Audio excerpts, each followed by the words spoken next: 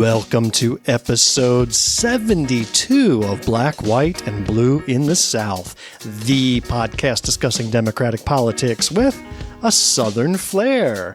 I'm Bill Kimler. I'm Jamil Brooks. And I am Teresa Goodman. Wonderful, and we are coming to you from Greenwood, South Carolina, a little red county in a very red state.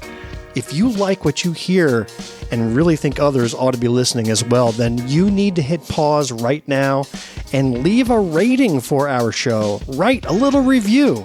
Tell your friends about us. Interact with us on social media. Or better yet, go out and protest for a cause you feel strongly for. Exercise that First Amendment right of freedom of speech and the right to assemble. But make sure you protest the people who are actually in charge and can do something about that cause of yours. So what am I talking about? Well, recently, Kamala Harris was in New York City. And you know why she's roaming around the country now, right? Yeah. We were just talking about it pre-show. What's she doing, Jamil? She is definitely promoting that book, 107 Days. 107 Days. Brand new book. We both have a copy of it, and we may have a review in the next month or so. We'll have to dive into some of the best. Yeah. Well, she was at a book event in New York City recently, and she is on stage with a fellow who's interviewing her and her book in the background, and the audience is full of people there to watch her. And there was a protest that broke out. Let's take a watch. Legacy is genocide! The blood of the Palestinians is on your hands! You pledged your full support for Israel while they shot babies, while they blew babies up, while they burned Palestinians alive! Your legacy is genocide! You care more about protecting an apartheid state than defending the rights of Americans! Shame on you! Shame on you! Shame on... First of all, the guy's wearing a mask, right? So you can barely hear what he's saying. He's all muffled, but watch what happens, because Kamala then speaks. Let's bring the temperature down. Let's bring the temperature down. Unlike the current president of the United States,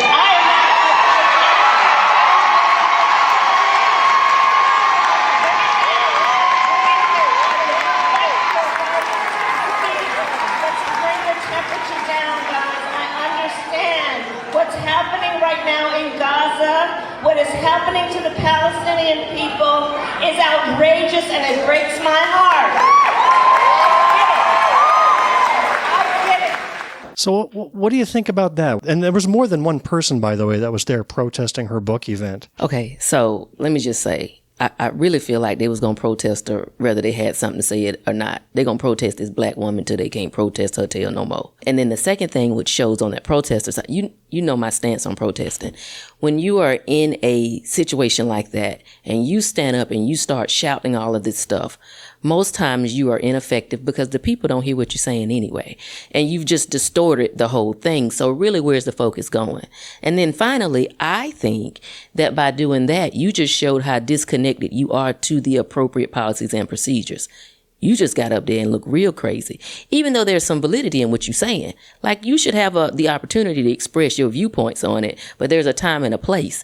And here you are attacking a woman that tried to get into a position where she could make a difference and make the changes that you're screaming about. And because she was not able to win that seat, who you mad at?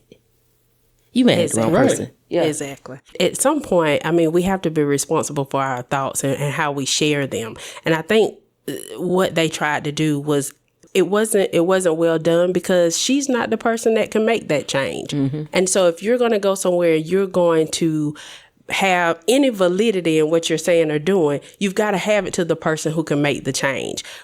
America decided she wasn't that person. And so you were in the wrong place with the wrong person, sharing the wrong thought process at that point. It was a misfire. Yeah. Well, here was a great reaction I saw from Yemisi Egbewole. Okay. She was the chief of staff advisor to the press secretary under Joe Biden. And she had a reaction to what occurred. Let's watch. All of you guys going to protest Kamala Harris at her book tour to interrupt, to scream about Gaza, I've got to be the dumbest people I've ever met. What sense does it make to interrupt someone at their book tour who's not the president? There is nothing she can do. Have you been to the White House? Have you stood outside on Pennsylvania Avenue? The White House is right down there. Right down there. Pennsylvania is right down there. I live in Washington, D.C. You can go right down the street. You can go yell at him. Y'all will go interrupt Harris talking about her own personal experience for her book tour before you go interrupt the president who decides policy, who determines what actually happens overseas. Y'all give black women the kind of animosity you would never give that white man. And you should examine why that is. Anyways, keep screaming at someone who can't do anything, who tried to do something, who tried to run, who didn't win. Take a Civics 101 course, learn how government works, learn who's in power. Let me tell you, I was going to bring up her today. Oh, you know her. Okay, so Teresa, just so you know, so one of my clients, love Fox News. So when I go visit, we watch Fox News. To the point where Jamil's practically brainwashed. She sends me nothing but Fox News clips all day. Like, Bill know I likes to watch the enemy. I like to know what they think. She was complaining about the open borders, you know. She could tell she was completely Bill, brainwashed. I was in the corner yelling, "Where's my wall?" Not.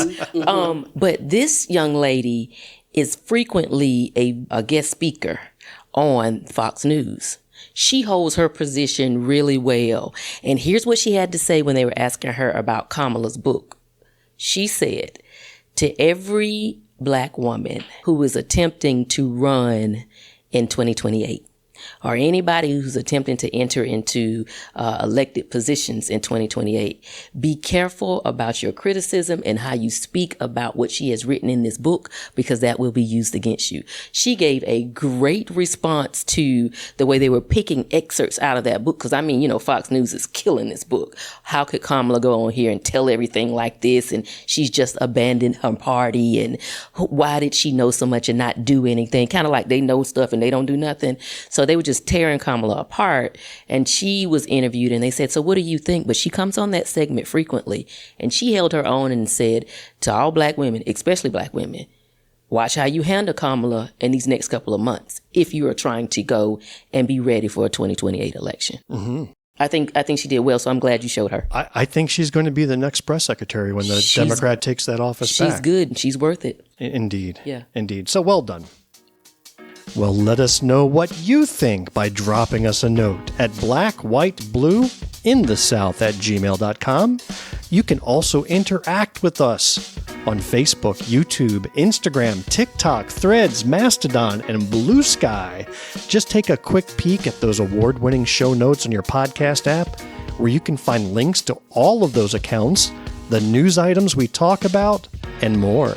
Well, we are thrilled to have Teresa Goodman with us today, and she is going to have a lot to talk about because we got a lot of questions for her. All right. And she's definitely not the quiet, shy type. We learned that. Not at all. But before we get to that, I want to first thank Vicki Ringer, guest on our last episode, for an amazing appearance. Yeah. And the big anti-abortion hearing that's being held in the state Senate. And there's going to be rallies in the capital of the state. And it's going to be a big brouhaha. And I kind of learned that there were some back dealings that had occurred, which allowed that to make it to committee. The Republicans didn't want it. But in order to get an energy bill passed and some other things passed, they had to negotiate with these Freedom Caucus yahoos. They did. And, well, you know, so here we are. But October the 1st, 30 for the bill, 30 against the bill get to have their voices heard. 2 minutes each. 2 minutes. So you got to be strategic in how, what you don't have time for is a lot of what I call filler words, and you got to get straight to the point. Dispense with the thank yous. Yeah. Dispense with even your name, right? That. Just get right to it. And in fact, if we can coordinate so that you have one long message being split across 30 people. Would be perfect. Yes. All right. Well, anyhow, we're not in charge. We're not. But still, it'll be an exciting week. We also want to thank Ricardo Searles. Mm-hmm. He shared one of our clips about the two twin mothers whose children were involved in a drunk driving incident. This was crazy, Teresa. Yeah. We showed this clip where these two mamas get up to testify, and the son of one mama killed the daughter of her twin in a drunk driving accident. Wow. And they were still standing together talking about DUI reform. I mean, it was just one of those stories that if you saw it on TV, you would think it was fiction. Yeah. But just imagine that. So we thank him for sharing that and spreading the word. We thought that was a powerful clip as well. Mm-hmm.